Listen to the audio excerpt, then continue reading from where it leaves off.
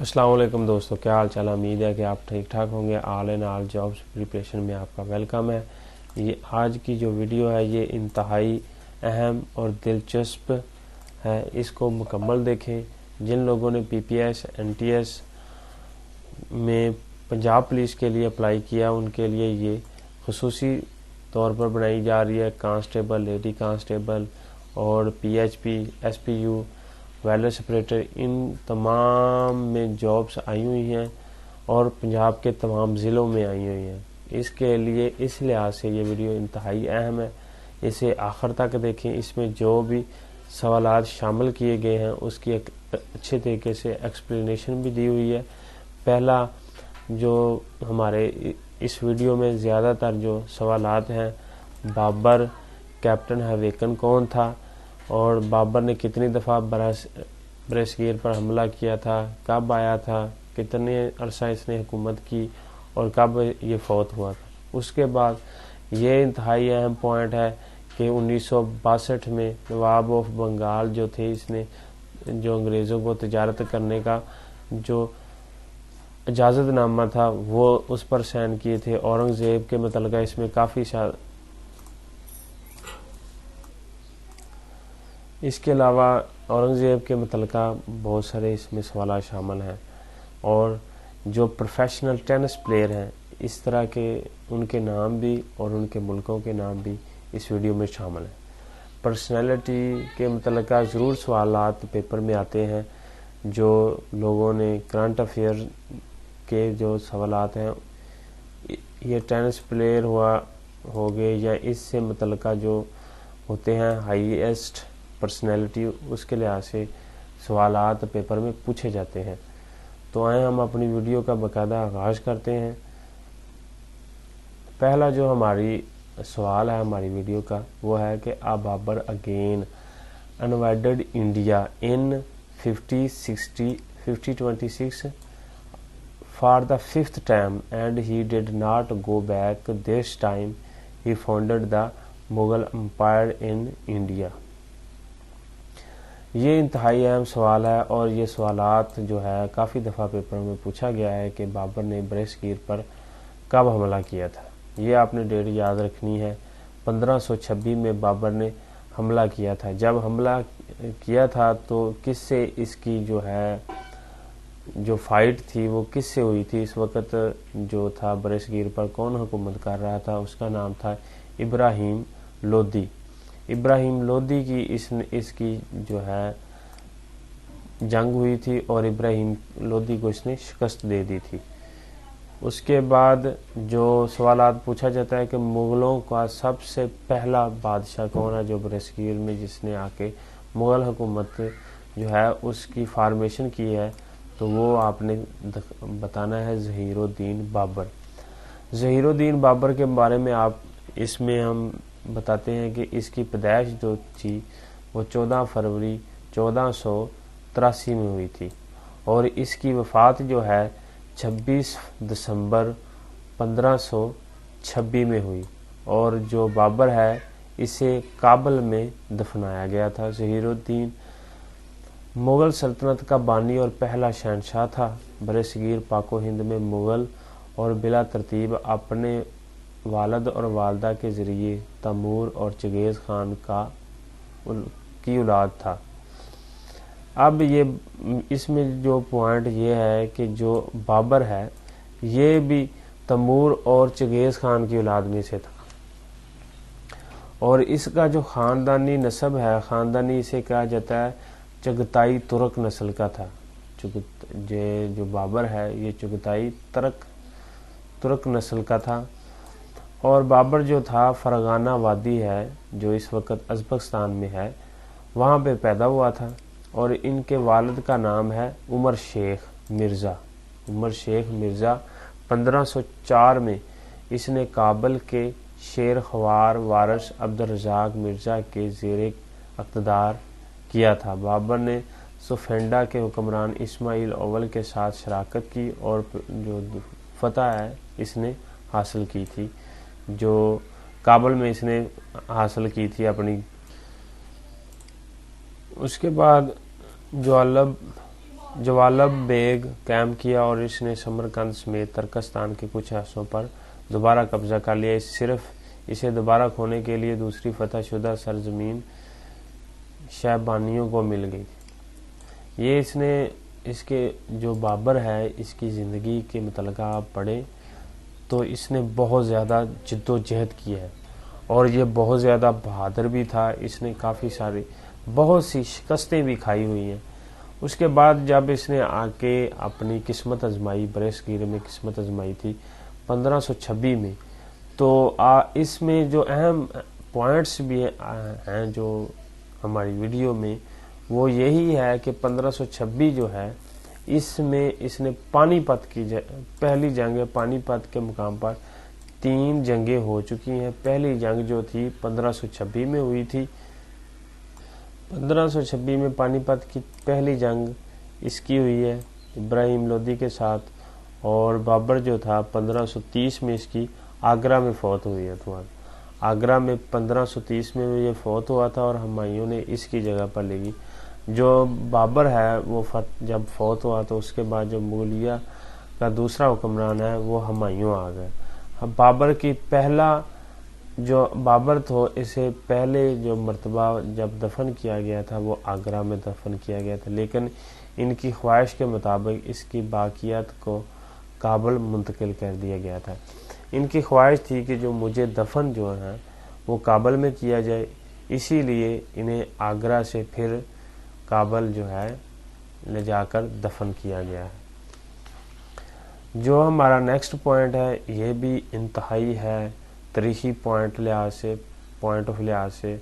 उसके बाद इसमें इंतहाई अहम बात यह है कि जो पहली मर्तबा ईस्ट इंडिया कंपनी थी इसके मुतल्लिक़ इसमें बताया जा रहा है, ये आपने ज़हन नशीन करना है कि 1608 under the leadership of captain हैवेकन्स the English fleet reached in India. ये जो पॉइंट है ये पेपर से लिया गया है, ये वाला। इसकी एक्सप्लेनेशन मैं आपके सामने जो है करने लगा हूँ कि पहली मर्तबा जो ईस्ट इंडिया कंपनी है उसका जो जहाज है वो इंडिया में 1600 में आया था, ये बात है। उसके बाद जो हेक्टर है इसका नाम, ये शख्स जो है कैप्टन हैवेकन्स जो है इस कमांडर था इस शिप का, और इसी वजह से ये काबिल ज़िक्र है। और जो पहली मर्तबा जो ईस्ट इंडिया कंपनी का जहाज जो था वो सूरत जो है हिंदुस्तान का इलाका इसमें आया था, इस जगह पे। और जहाज की जो डेट है वो है 24 अगस्त 1608। और इसके बाद जो इसमें बात इंतहाई अहम है कि 1606 में शहनशाह जहांगीर की फैक्ट्री के सिलसिला में बात करने के लिए हाजिरी हुई इस कैप्टन की।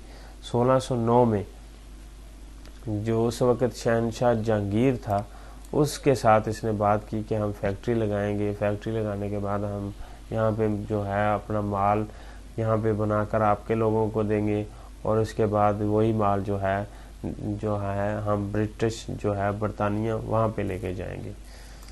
तो आगे जाके आपको इसके मुतालिक मज़ीद और भी कन्फर्म हो जाएगा। वीडियो का एंड तक देखें ताकि जो इसमें इंतहाई अहम चीज़ें हैं वो आपको आपके ज़हन नशीन हों।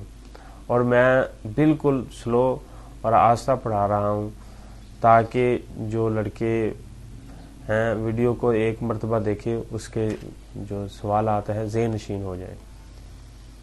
उसके बाद ये इंतहाई अहम एक एग्रीमेंट है जिसको हिस्ट्री में बड़ी अहमियत की हामल है। इसकी ये सवालात भी काफ़ी मरतबा आ चुका है। उसके बाद NTS जो इंटरव्यू है इस तरह के सवाल में पूछे जाते हैं कि 1692 में the Nawab of Bengal issued N order to the France company and they established a commercial factory eight चंदरगढ़ा।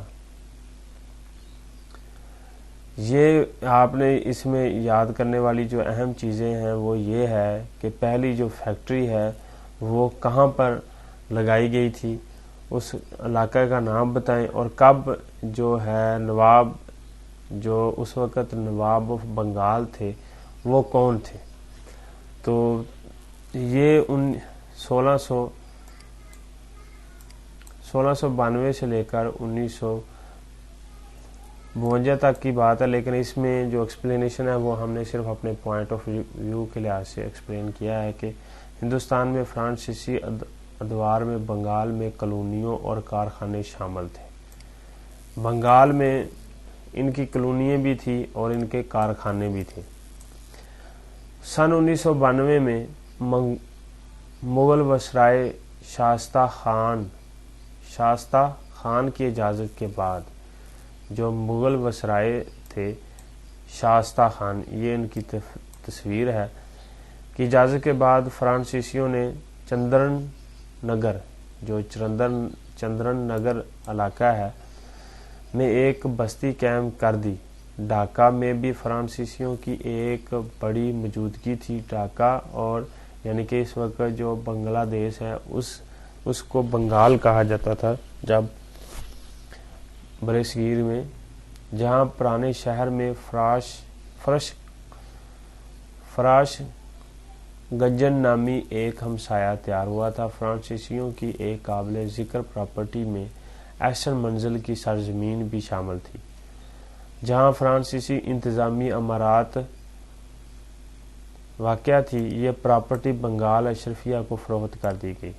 یہ جو پراپرٹی تھی جہاں پر جو فرانسیسی تھے وہ اپنا کام کرتے تھے، یہ انہوں نے جو بنگال کے امیر ترین لوگ تھے انہیں فروخت کر دی، جو اس پراپرٹی کا ڈھاکہ نواب فیملی کی ملکیت بننے تک متعدد بار تبادلہ کرتے تھے۔ یہ جو نواب فیملی ہے، ڈھاکہ میں زیادہ تر نواب رہتے تھے، وہاں پہ انہوں نے کہا ہے کہ یہ فیملی جو ہے ان کی جو پراپرٹی ہے ان کی ملکیت کر دی گئی۔ فرانسیسیوں نے تجگاؤں میں ایک باغ بنایا اور انہوں نے پھر جب صاف ظاہر ہے انہوں نے پراپرٹی سیل کی تو اس کی عوض جو دولت ہے اس کے ذریعے انہیں تیج گاؤں میں ایک باغ بنایا، اور بازار بلاسور نے بھی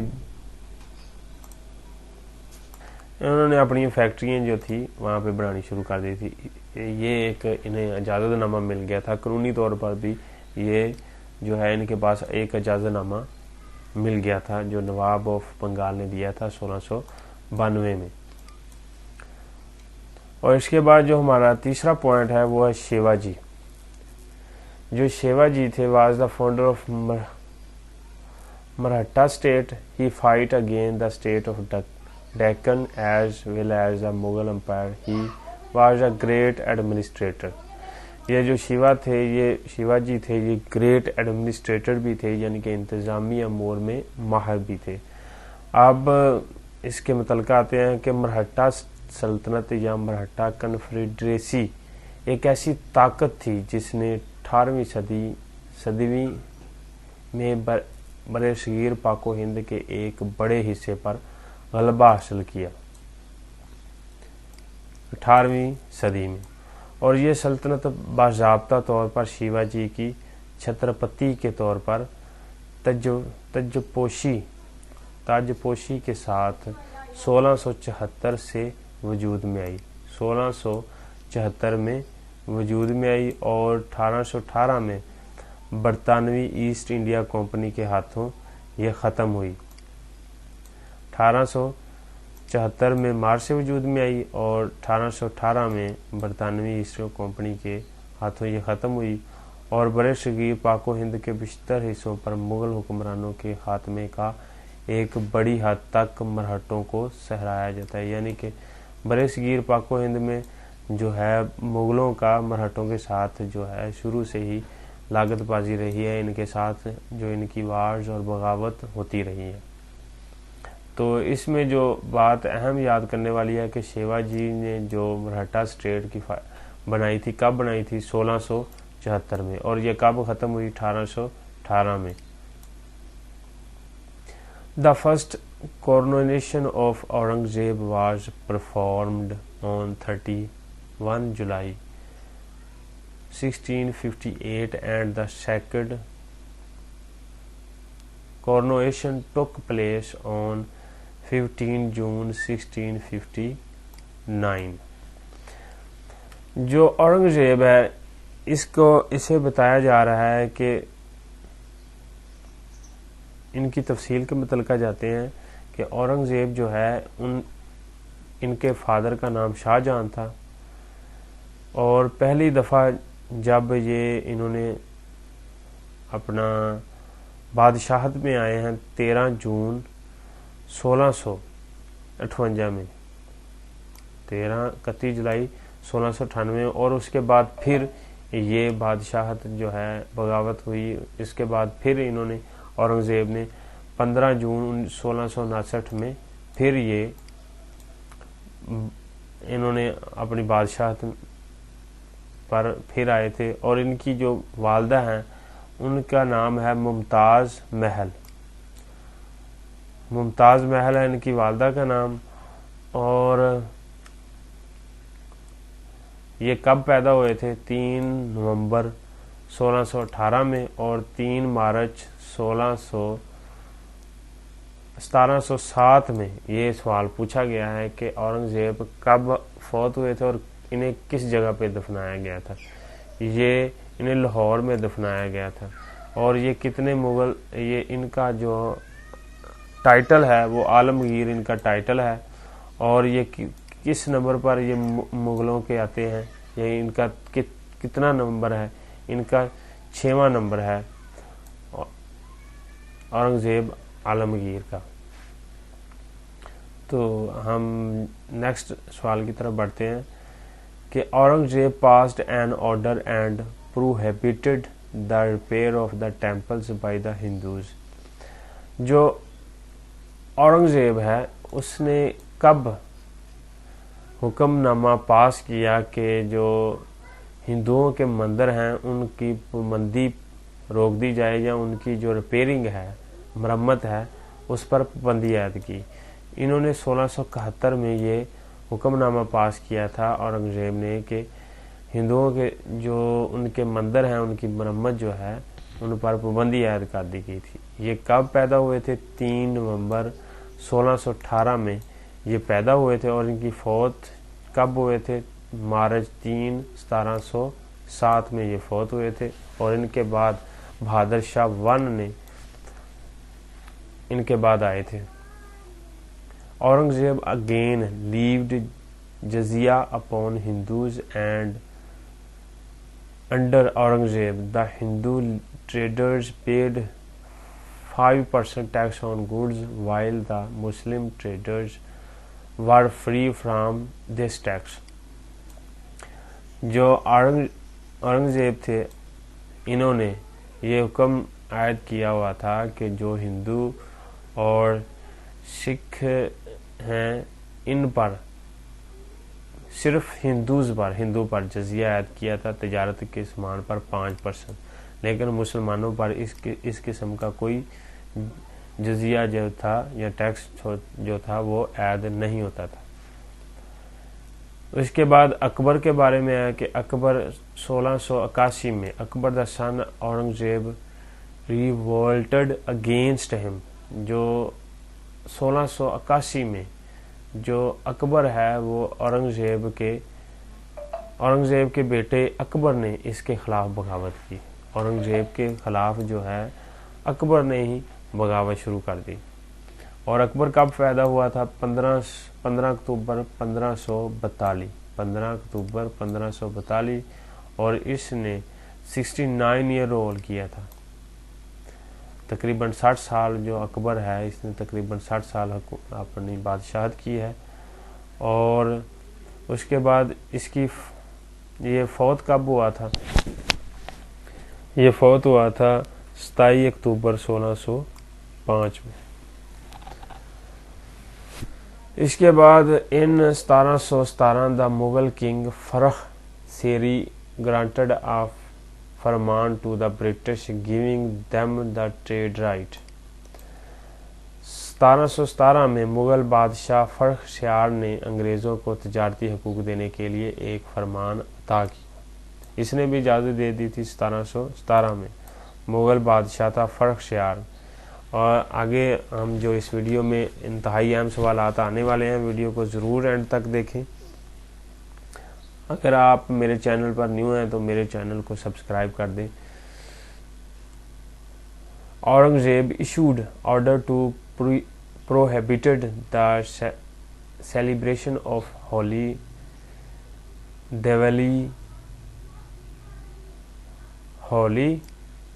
Diwali, Basant in the Mughal court. جو اورنگزیب تھے اس نے 1693 میں مغل دربار میں ہولی، دیوالی اور بسنت وغیرہ منانے کے احکامات جاری کیے.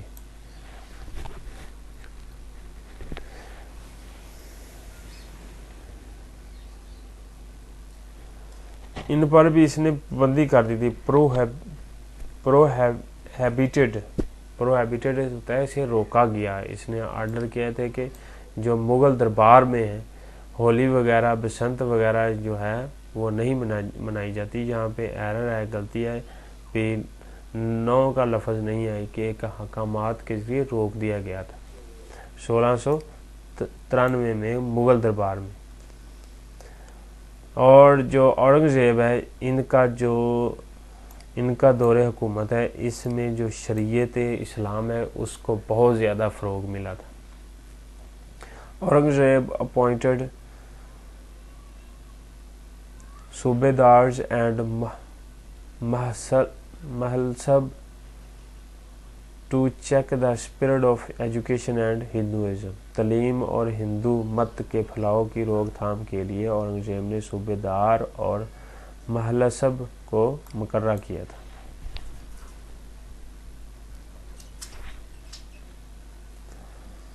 After the death of Raja Ram Maratha war independence was carried on by his wife Tara Bai. Raja Ram Maratha کا جو تھا راجا تھا رام، اس کی وفات کے بعد اس کی جو اسٹیٹ ہے اس کی بھاگ دوڑ جو ہے اس کی بیوی تیرا بائی نے چلائی تھی. After coming to India established their trade centres at Surat, بہرانچا، چند سویرا، قاسم بازار، پٹنہ، بالاسوار، نگا پٹنم، کوچین، مسلی پنٹم اور آگرہ میں اپنی تجارتی مراکز جو ہیں انہوں نے قائم کیے تھے انگریزوں نے. اس کے بعد یہ ٹینس پلیئر ہیں وکٹوریا ایزریکا. یہ پروفیشنل ٹینس پلیئر ہیں، ان کا نام ہے. اور جو mixed metal coin were called, جو مکسڈ میٹل کوئن ہوتے ہیں اسے مرتاب کہا جاتا ہے. Novak Djokovic is a Serbian professional tennis player. ان کی پیدائش 22 مئی 1987 میں ہوئی بیلگریڈ، یوگوسلاویا میں، جسے اب سربیا کہا جاتا ہے. Serbia tennis player who was one of the game's premier performers in the early 21st century when he won 18 grand slam titles. اس نے 18 جو ہے ٹائٹلز جیتے ہوئے ہیں. یہ انتہائی اہم ہے. ان کا نام دیکھ لیں، نام دیتے ہیں اور پوچھتے ہیں کہ یہ کس ملک سے ہے، ان کے کس ملک سے تعلق ہے. سربیا سے ان کا تعلق ہے. اس کے بعد